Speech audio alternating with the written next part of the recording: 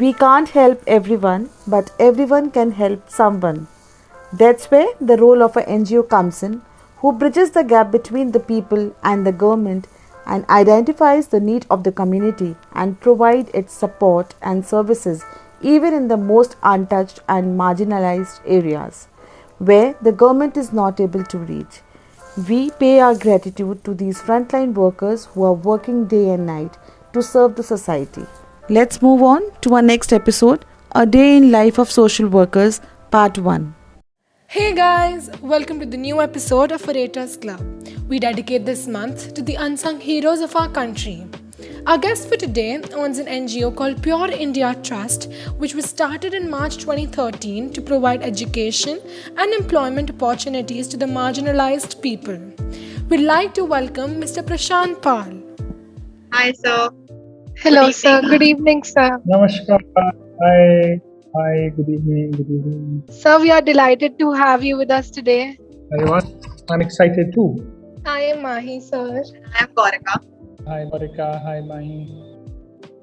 Shall we start with the questions? Absolutely. Fire. So, sir, firstly, can you brief us about your NGO? Okay. So,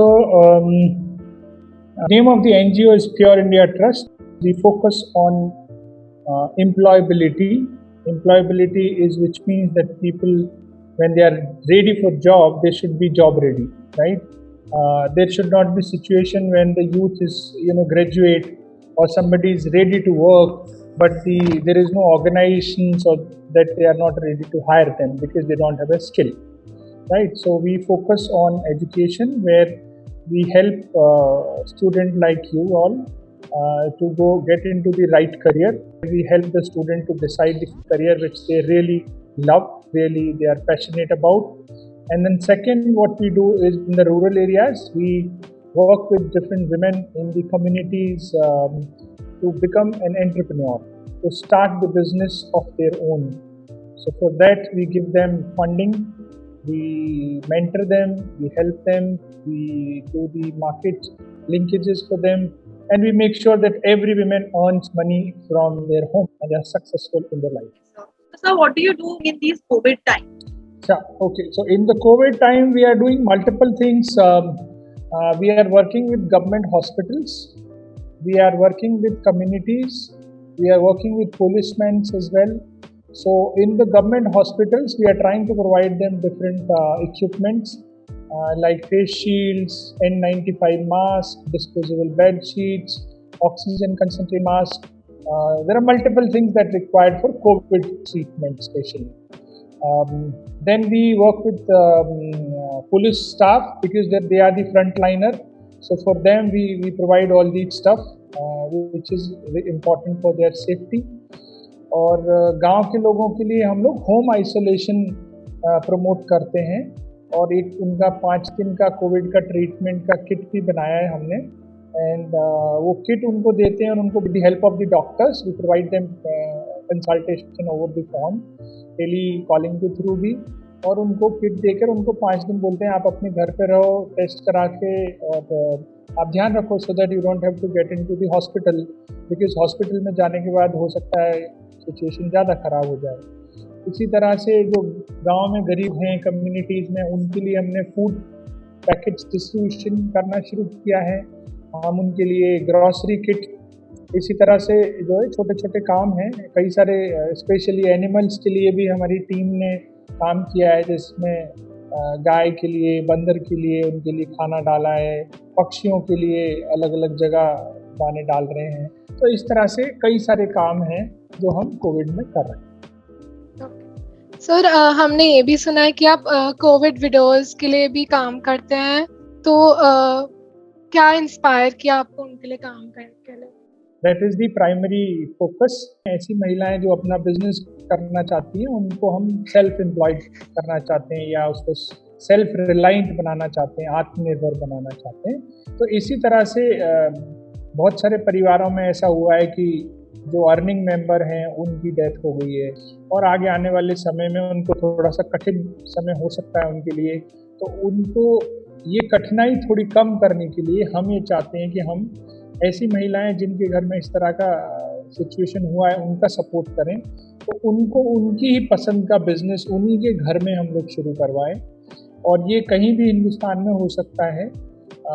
वो हमारे number दिए हुए हैं, उन number पर हमें कॉल करते हैं और उनकी डिटेल्स हम लोग लेते हैं। और जनरली एक वुमेन के लिए हमने 25,000 रुपये का बजट रखा है, जिसमें वो मशीन, जैसे किसी को ब्यूटी पार्लर खोलना है, किसी को टेलरिंग का करना है, किसी को टिफ़िन सेंटर खोलना है, किसी को कोई छोटा ग्रॉसरी स्टोर खोलना है, किसी को cosmetic, general store, anything they want to do it, तो उनके लिए हम लोग जो है ये बिज़नेस कर रहे हैं। स्पेशली उनके बच्चों की पढ़ाई के लिए भी कई सारी स्कॉलरशिप्स हैं जो आपको भी जाननी चाहिए। HDFC क्राइसिस स्कॉलरशिप प्रोग्राम, तो इसमें इस तरह की सिचुएशन जिनको हुई है उनको हम चाहते हैं कि वो उसमें अप्लाई करें और उनसे स्कॉलरशिप लें। और हम लोग भी ऐसे बच्चों को स्कॉलरशिप देते हैं दिल्ली NCR में, जयपुर में, जो उस कोविड सिचुएशन से थोड़ा जूझ रहे हैं, उनको हम लोग एजुकेशन सपोर्ट करते हैं। सर, आपने बताया अभी कि आप हेल्प करते, तो आप कोविड पेशेंट्स और कोविड विडो से टच में कैसे आते हैं? हम लोगों का एक नेटवर्क है जो हम धीरे धीरे बढ़ा रहे हैं। ऑलरेडी हम करीब 500 से ज़्यादा गांव में हमारी प्रेजेंस है, जहां हमारी टीम है अलग अलग जगह। जैसे अभी हम लोग जहां काम करते हैं वो है जयपुर, ऑब्वियसली जयपुर में बगरू एरिया, विराटनगर, करौली, सीकर, बैंगलोर, गुवाहाटी, कोटा, रावत भाटा, पंजाब में अमृतसर। इस तरह से ये कई लोकेशन है जहाँ पर हमारे मोबिलाइजर्स हैं, हमारी टीम जाके महिलाओं के साथ काम करती हैं। और ऑलरेडी हमारी 300 से ज़्यादा महिलाएं काम कर रही हैं अपने अपने गांव में। तो उन महिलाओं से हम पूछते हैं कि आपके गांव में किसी को कोई प्रॉब्लम हुई है क्या, तो उन महिलाओं से हमें पता चलता है कि अच्छा ये कैजुअलिटीज़ हुई है। और हम लोग आंगनवाड़ी वर्कर्स के साथ भी टच में रहते हैं, तो उनसे हमें डिटेल मिलती है। और हमने हमारा एक मैसेज भी भेजा हुआ है सब लोगों को, जिसमें जिसको फॉरवर्ड हो जाता है और वो हमारी कॉन्टैक्ट डिटेल उनके पास है, तो उसके थ्रू हमें पहुंच सकते हैं। तो सर, आप मैनेज कैसे करते हैं फूड ड्राइव्स, सारे जो भी नीडी पीपल है अभी भी कोविड के टाइम्स पर, तो आप उस चीज़ को कैसे मैनेज करते हैं और आप क्या क्या चैलेंजेस फेस करते हैं ड्यूरिंग दैट टाइम? तो चैलेंजेस बहुत सारे, सबसे बड़ा चैलेंज तो पैसे का ही होता है हमेशा। और वैसे हालांकि इस सिचुएशन में बहुत सारे लोग मदद कर रहे हैं, तो हम लोगों ने एक क्राउड फंडिंग प्लेटफॉर्म पर फंड रेजिंग चलाया हुआ है। तो हम, और कुछ हमारे पास जैसे जो हम बड़े प्रोजेक्ट्स करते हैं उसमें हमें एडमिन कॉस्ट मिलता है, तो उसको हम यूज़ कर रहे हैं। तो एक तरह से हमने फंड किया। दूसरा हम क्या करते हैं, जो लोकल लोग हैं, जैसे अभी हमने विराटनगर जहाँ पर हम काम कर रहे हैं वहाँ के आसपास के लोगों को इंस्पायर किया। किसी ने चावल दे दिया, किसी ने दाल दे दिया, किसी ने आटा दे दिया, और इस तरह से मिलकर किसी ने पैसे दे दिए। तो इस तरह से मिलकर हम लोग ग्रॉसरी किट बनाकर डिस्ट्रीब्यूट कर रहे हैं। ऐसे ही करौली के अंदर हमारे बहुत सारे लोगों ने हम लोगों को सामान दिया, और हमने एक कुक रखा, मतलब पूरा एक टीम वॉलंटियर्स की, उन्होंने पूरी सब्जी रोज़ बना के पैकेट्स बना के, और हम जगह जगह डिस्ट्रीब्यूट करते हैं अलग अलग जगह। तो ये काम एक आदमी नहीं कर सकता, ये तो आपको पता है। सब लोग अच्छा काम कर रहे हैं तो काम अच्छा चलता है। और सर, डिलीवरी जैसे आपको डिलीवर करना होता है, काफी ऐसे कोविड पेशेंट्स को भी आपको ऐसे डिलीवर करना होता है, तो वो क्या ऐसे, मतलब आप कैसे डिलीवर करते हैं? किसी टीम है या फिर आप कोई स्विगी या ऐसे किसी चीज का? नहीं, हम स्विगी और उनके साथ तो नहीं जाते हैं हम लोग। इसमें जैसे मैंने बताया कि कई बार बहुत सारे लोग होते हैं जिनको लगता है कि भाई मैं पैसे तो नहीं दे सकता लेकिन मैं टाइम दे सकता हूँ, राइट। तो ऐसे वॉलंटियर्स हैं जो हमारे साथ जुड़े हुए हैं। बहुत सारे लोग हैं जो हम पर ट्रस्ट करते हैं।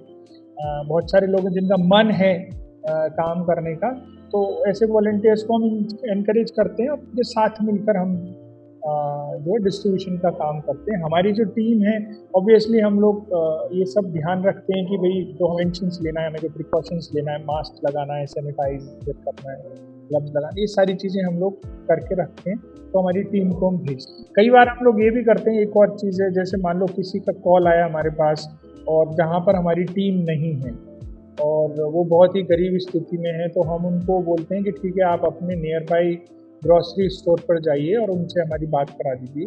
तो हम उनसे बात करते हैं, उनसे डिटेल लेते हैं, उनसे पूछते हैं और उनको बोल देते हैं भाई इनको आप 500 रुपये का, 700 रुपये का जो भी ग्रॉसरी का आइटम है आप इनको दे दीजिए। उसका फ़ोटोग्राफ्स हम ले लेते हैं उनसे और उसके बाद में हम उनको गूगल पे या फ़ोन पे से पेमेंट कर देते हैं, बिल उनसे ले लेते हैं व्हाट्सएप पर। तो इस तरह से हम कई लोगों को रिमोटली भी सपोर्ट करते हैं जहाँ पर हमारी टीम नहीं है। क्या ऐसी कोई एज लिमिट है क्या? जैसे कोई भी वॉलंटियर कर सकता है आपके एनजीओ में, या फिर से कोई पर्टिकुलर एज लिमिट है?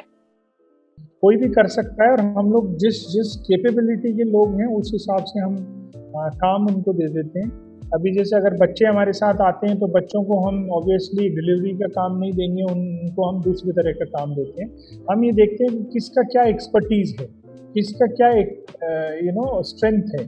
तो हम जो स्ट्रेंथ है उसको हम अच्छे से एक्सप्लॉइट करते हैं और उसको यूटिलाइज करके हम फंड रेज करते हैं, और जो भी हमारे काम है वो हम करवाते हैं। सर, आपने जो एम्प्लॉयबिलिटी की बात कही थी, तो मतलब आप वो सिर्फ वुमेन के लिए ही करते हैं या फिर और भी अगर किसी बच्चे को करना हो या तो वो भी कर सकते हैं? ज़्यादा हमारा फोकस वुमेन के लिए होता है। वुमेन के लिए होने का पर्पज़ ये है कि वो पूरे घर का ध्यान रखती हैं, बच्चों का ध्यान रखती हैं, सुबह उठती हैं, सबका टिफिन बनाती हैं, सबको, पापा को भी ऑफिस भेजती हैं, मतलब सबका ध्यान रखती हैं। पापा सिर्फ अपना मोबाइल का ध्यान रखते हैं, अपने ऑफिस का ध्यान रखते हैं, ठीक है ना। तो हम लोग ऐसा मानते हैं कि अगर मम्मियों को ज़्यादा पावर दी जाएगी तो वो पूरा घर सुधर जाएगा, घर का पूरा ध्यान रहेगा, तो सारी चीज़ें अपने आप लाइन पे आने लगेंगी। तो इसलिए हमारा 90% प्रायोरिटी बिजनेस खुलवाने के लिए ऊपर रहता है। लेकिन फिर भी कई ऐसे परिवार मिलते हैं जहाँ पर हमें जैसे किसी की मम्मी नहीं है, मान लो, तो बच्चों को कैसे रखना है, तो हम उनके फादर का भी सपोर्ट करते हैं।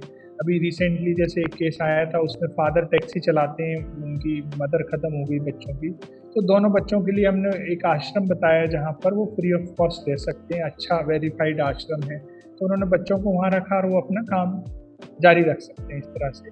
तो कोविड डेथ्स भी काफी इंक्रीज हो रही हैं अभी, तो उस ऐसे ये सब चीजें काफी होती है। कोविड रिलेटेड पेशेंट्स को भी जाकर आपको डिलीवरी करनी पड़ती है, काफी काम होता है। तो आप उस सब चीजों में आप अपने आप को पॉजिटिव कैसे रखते हो, कि मतलब आप अपने काम के लिए अपने आप को पॉजिटिव कैसे?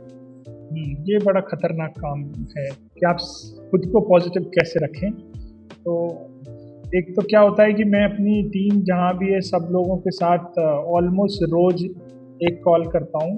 हम लोग एक ग्रुप कॉल करते हैं, तो उनको सबको थोड़ा जोश में रखते हैं, उनकी तारीफ करते हैं और अच्छा काम करते हैं, उनको खूब नंबर देते हैं अच्छे से। तो इस तरह से वो एकदम खुश रहते हैं, अच्छा हमारी तारीफ हुई, तो they are all excited, right. उनकी जो उन्होंने काम किया है उसको हम सोशल मीडिया पर, प्लेटफॉर्म पर, मीडिया को भी हम लोग बोलते हैं, सो लोकल मीडिया उनके ऊपर स्टोरी बनाकर टीवी पर और न्यूज़पेपर में वो पब्लिश करते हैं, तो उससे उनको एक पॉजिटिव इंकरेजमेंट मिलता है और लोग उनकी तारीफ करते हैं, तो उनको इंकरेजमेंट मिलता है। ये सारी चीज़ें तो ऑब्वियसली हैं जो हम अपने लेवल पर करते हैं। इसके अलावा जैसे मैं खुद अपने लिए सुबह एवरी डे कम से कम 1 घंटा में कुछ ना कुछ, किसी न किसी जो महान लोग हैं उनसे मैं इंस्पिरेशंस लेता हूँ एवरी डे, और उनको शेयर करता हूँ अलग अलग लोगों से।